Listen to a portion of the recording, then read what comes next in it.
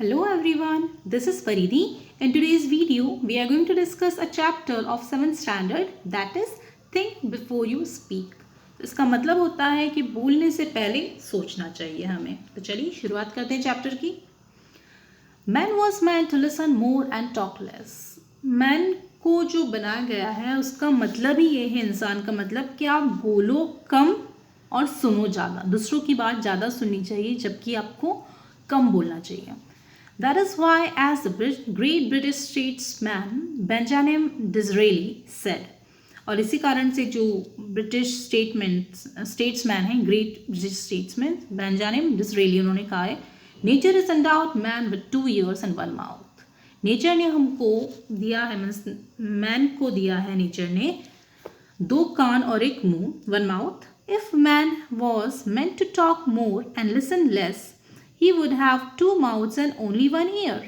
अगर इंसान के लिए ये ज़रूरी होता है या इंसान इसलिए बनाया गया होता है जिससे वो ज़्यादा बात करे, ज़्यादा बोले और कम सुने, तो उसके पास 2 माउथ होते और ओनली 1 ईयर होता. Imagine how we would have looked, how strange with two mouths on the 2 sides and 1 ear at the center. तो इमेजिन करो हम कैसे दिखते अगर हमारे 2 माउथ होते साइड में, ईयर की जगह माउथ होते और माउथ की जगह हमारा 1 ईयर होता. And mind you the years are like funnels, और ईयर जो होते हैं वो फनल की तरह होते हैं, ओपन ऑल द टाइम, जो पूरे टाइम खुले रहते हैं. There is no door with which you can close them, और ऐसा कोई डोर नहीं होता जिससे आप उसको बंद कर सको. Whereas if you have to speak even one single word, that word must pass through 2 walls, 2 fences. और अगर आपको if you have to speak even a single word, अगर आपको एक वर्ड भी बोलना है तो वो 2 वॉल्स, 2 दीवारों से पास करेगा, 2 फेंसेस से पास करेगा. फर्स्ट क्या है?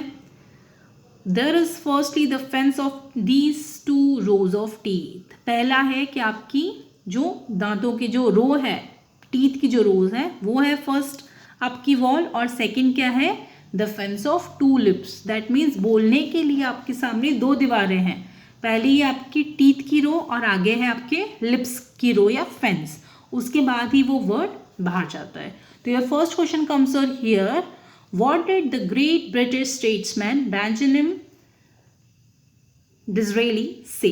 उन्होंने क्या कहा था? आगे बढ़ते हैं हम. Before a word can be spoken, it has to pierce through 2 walls, through these 2 fences. तो एक वर्ड को बोलने से पहले इसको पास करना पड़ता है, या इसको पियर्स मीन्स आप कह सकते हैं उसको छेद करना पड़ता है या आगे बढ़ना पड़ता है 2 दीवारों के बीच में से, और या फिर 2 फेंसेस. फेंस मीन्स आपने कभी देखा होगा, जैसे कुछ लोग क्या करते हैं अपने घर के आगे, जैसे अगर उनके पास प्लांट्स हैं अच्छे तो उसको फेंस कर देते हैं, उसको कवर कर देते हैं, तो वो फेंसेस होता है, राइट. तो पोइट जो ऑथर है वो कहते हैं कि इसी तरह से बोलने से पहले उस वर्ड को 2 फेंसेस को क्रॉस करना होता है. Therefore we must think at least twice before we utter a word. इसलिए हमको बोलने से पहले, utter means वर्ड को बोलना, तो वर्ड को बोलने से पहले हमें 2 बार सोचना चाहिए. A very wise man once remarked that of this unspoken word you are a master, of the spoken word you are a slave. Very wise, एक बहुत ही बुद्धिमान व्यक्ति ने कहा है कि जिन वर्ड्स को आपने नहीं बोला उनके आप मास्टर हो. दैट मीन्स आप उनको अपने वश में कर सकते हो जिन वर्ड्स को आपने नहीं बोला, लेकिन जिन वर्ड्स को आपने बोल दिया आप उनके स्लेव हो, उनके एक कह सकते हैं कि आप गुलाम हो, उनके सर्वेंट हो.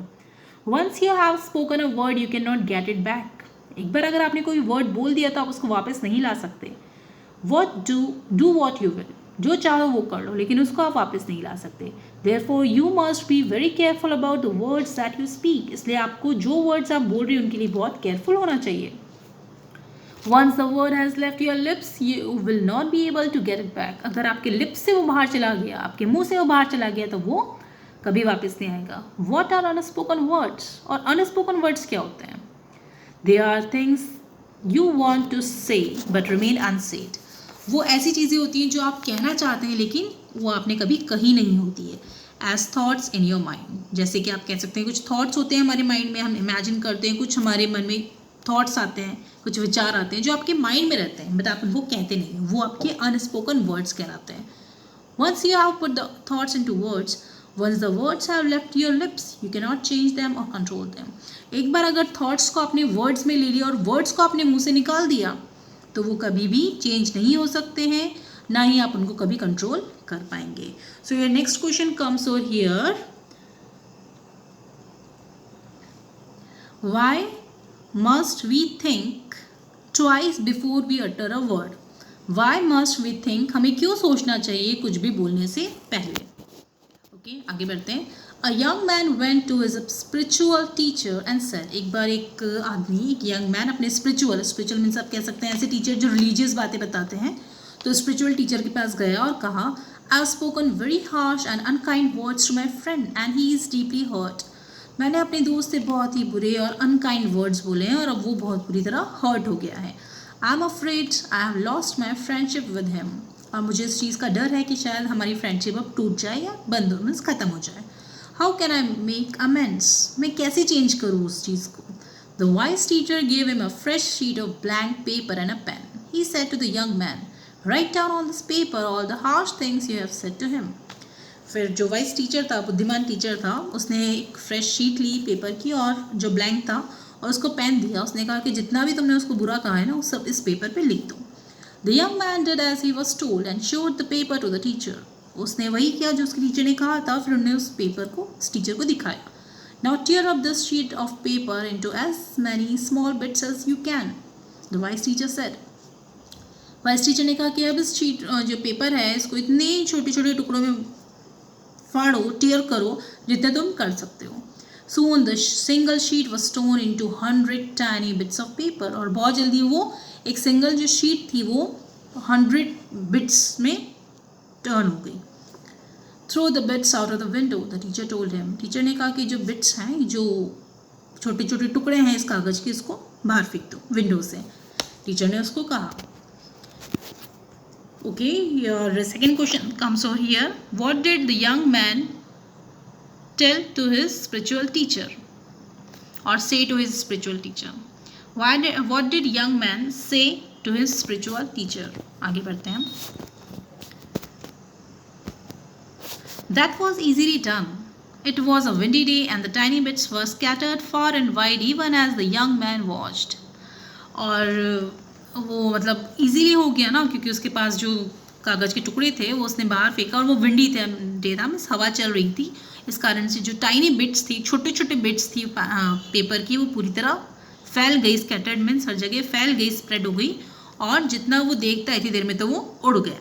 Now go out in the street and collect as many bits of the paper as you can, the teacher ordered him. Teacher ने कहा कि अब बाहर जाओ स्ट्रीट में और जितने पेपर के बिट्स तुम कलेक्ट कर सकते हो उतने कलेक्ट करो. The young man was taken aback. एकदम शॉक हो गया. But that will be difficult. He stammered. उसने stammer means धूजते हुए, means आप कह सकते हैं हकलाते हुए कहा कि ये difficult है. It is very difficult indeed. But do give it a try. The teacher suggested. Teacher ने कहा कि ये difficult तो है, no doubt, लेकिन try करो एक बार. The young man went out. Young man बाहर गया. He returned half an hour later exhausted. वो थका हुआ बाहर से आधे घंटे बाद आया.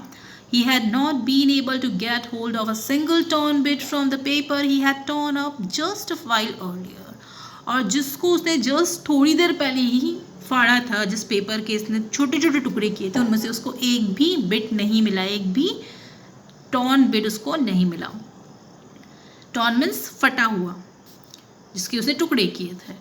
This is what happens when you spoken with the spoken words, a teacher said to him. उसने कहा कि यही होता है स्पोकन वर्ड्स का. Once you have spoken the words aloud, it is very difficult to take them back.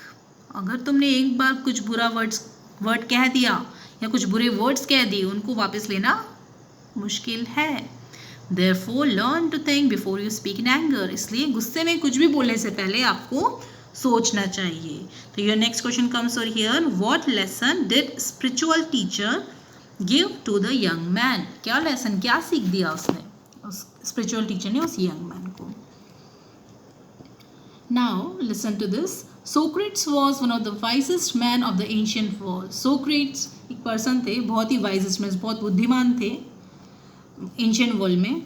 Many were the youths whose lives he influenced for the better. बहुत सारे ऐसे यूथ्स थे, यंग पीपल थे जिनकी life उसने change करी है, अच्छे तरह मीन्स अच्छा होने के लिए इन्फ्लुएंस किया है, उसको इफेक्ट किया है, चेंज किया उनकी लाइफ को. Socrates counseled his disciples to keep their mouths shut and speak only when absolutely necessary. वो उनको एडवाइस करते थे कि उनके डिसिपल्स मीन्स उनके शिष्यों को, उनके स्टूडेंट्स को, कि सिर्फ तभी बोलो जब बहुत ज़्यादा नेसेसरी है, वरना अपना मुंह बंद रखो. O wise one, how may we know when it is right to speak. उसने कहा कि उसके जो डिसिपल थे, जो स्टूडेंट्स थे, उन्होंने कहा कि आप हमें बताइए कि वो टाइम कौन सा होगा जो सही टाइम होगा बोलने के लिए. Open your mouth to speak only after you have asked yourself 3 questions. उन्होंने कहा कि सिर्फ 3 questions आप अपने आपसे पूछो, अपना कुछ भी वर्ड बोलने से पहले, अपना मुंह खोलने से पहले आपको 3 questions अपने आप से पूछने चाहिए. And received an affirmative answer to each of 3. और उसके लिए आपको एक positive answer, affirmative means positive, सही आंसर मिलना चाहिए. Replied Socrates. Socrates ने ऐसा कहा. What were the 3 questions? वो 3 questions क्या थे? The first question we must ask ourselves before we speak is it true? पहला क्वेश्चन जो हमसे पूछना चाहिए वो क्या है? क्या ये सच है? जो हम बोल रहे हैं क्या वो सच है? If we are not sure about the veracity of what we are saying, it is better that we do not utter a word. अगर veracity मतलब होता है सच्चाई, अगर हम नहीं जानते कि कितनी सच्चाई है जो हम कह रहे हैं उसमें, तो बेस्ट ऑप्शन है कि अपना मुंह बंद रखना चाहिए. When we utter words carelessly, we ourselves become transmitters of untruth. जब हम वर्ड्स को बिना सोचे समझे ही बोलते जाते हैं तो हम झूठ बोलने के ट्रांसमीटर बन जाते हैं. ट्रांसमीटर मीन्स ऐसी चीज़ जो आप किसी वर्ड को सब जगह फैलाती है, किसी मैसेज को फैलाती है. ट्रांसमीटर ओके, किसी चीज़ को भी स्प्रेड करती है. तो कहते हैं कि हम अगर बिना सोचे समझे कुछ भी बोलते जाएंगे तो उसके कारण हम खुद ट्रांसमीटर बन जाएंगे अनट्रुथ के, दैट मीन्स झूठ के, लाई के. The second question to ask is it pleasant. Second question है क्या ये अच्छा है. Many are the empty remarks and vain statements that people make in idleness to hurt others. कई सारे ऐसे रिमार्क्स होते हैं, रिमार्क मीन्स कोई जैसे हम कमेंट कर देते हैं जो एम्प्टी होते हैं. एम्प्टी मीन्स बिना काम के होते हैं, और वेन मीन्स आप अगेन कह सकते हैं इसका कोई सेंस नहीं होता, इंपॉर्टेंट नहीं होते हैं. तो ऐसे स्टेटमेंट्स हम दे देते हैं लोगों को, और इसके कारण क्या होता है, idleness, make in idleness to hurt others. Idleness का मतलब होता है लेजीनेस या बिना काम के. तो कई बार ऐसा होता है कि हम कुछ ऐसे रिमार्क्स दे देते हैं बिना सोचे समझे जो सामने वाले को हर्ट कर जाता है. It is better that these unpleasant words remain unspoken. और इसीलिए अच्छा है कि ये अनप्लेजेंट, किसी को दुख देने वाले वर्ड्स अंदर ही रहें, हमारे मुंह के अंदर ही नहीं रहें, हम उनको बोले ना. The third question according to Socrates is, और थर्ड क्वेश्चन क्या है, इज इट यूजफुल. क्या वो यूजफुल है, काम का है, कुछ उसका सेंस है, कुछ यूज़ है. Is our statement going to benefit the listener. जो हम बोलने वाले हैं क्या उससे लिसनर को कुछ बेनिफिट मिलने वाला है. Will our words bring comfort to someone. क्या हमारे वर्ड्स किसी और को आराम देगा. यहाँ कम्फर्ट से मतलब है किसी को रिलैक्स देगा, किसी को हैप्पीनेस देगा.